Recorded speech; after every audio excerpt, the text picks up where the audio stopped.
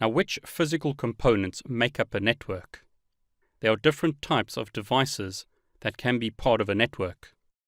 A network could be as simple as two PCs connected to each other using a cable, or as complex as thousands of devices that connect through different types of media, including copper, fiber, and wireless. So let's look at some of the components that you'll find in a typical network today. The first one is endpoints. These include devices such as PCs or computers, printers, tablets, servers, phones, and other devices that users use. In other words, these are devices that either retrieve or provide information. They are used to send and retrieve data. As an example, a PC or iPad could be used to connect to a web server to retrieve bank account information. Interconnections. These are the various components that connect the devices in a network. They provide a means for data to travel from one endpoint to another.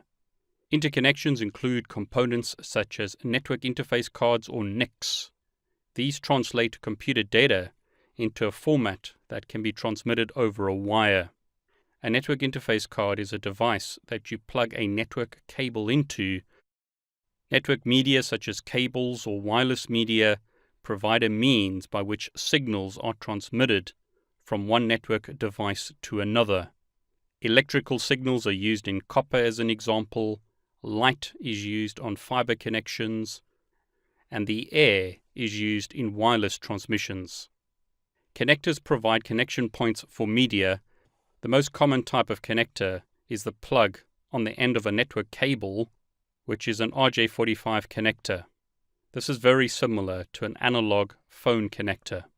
We'll be discussing connections in a lot more detail throughout this course. Another kind of device that you'll typically encounter is switches. These are devices that endpoints such as PCs, file servers, and printers typically connect to. They provide intelligent switching of data within a local area network. Routers connect networks and intelligently choose the best paths between networks. Their main function is to route traffic from one network to another. This could be as simple as connecting your home network to the internet.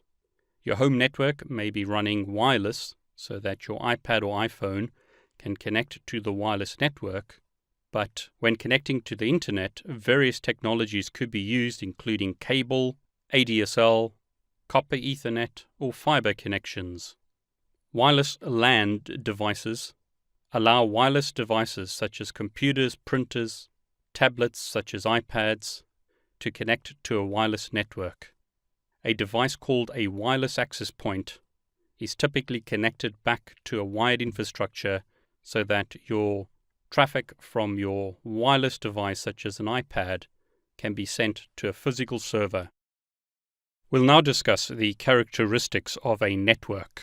When you purchase a new PC or a new phone, one of the things that you're going to look at is the specifications of that device. So on a PC, as an example, how much memory does the PC have?